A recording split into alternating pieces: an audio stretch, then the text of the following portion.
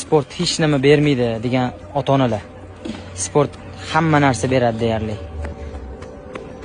Odob beradi, mas'uliyatli beradi, kuch beradi, o'ziga ishonch beradi. O'ziga ishonch bo'lgandan keyin ko'p joylarda o'zini gapini, so'zini gapira oladigan, qo'rqmasdan bitta ish qila oladigan inson bo'lib yetishadi. Zo'r chempion bo'lib ketmasin mayli. O'zini ustida ishlaydigan, dangasa emas, majburlash kerak faqat sportga tamom. Mana shu narsani qilsang, sen kuchli bo'lasan. O'zingga ishonching ortadi. Haqiqiy o'g'il bola bo'lasan deb bolalarga aytish kerak.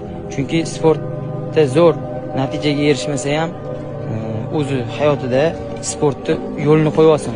O'zingiz qilmaganga yarasha o'g'lingizni sportga yo'naltiring. Mayli u zo'r chempion bo'lib ketmasin, oltin medal olmasin, kerak emas. O'zi sportchi bo'lib, o'zi mustaqil sport qila oladigan bo'lib, jismonan baquvvat bo'lib yursa, o'shani o'zi eng zo'r katta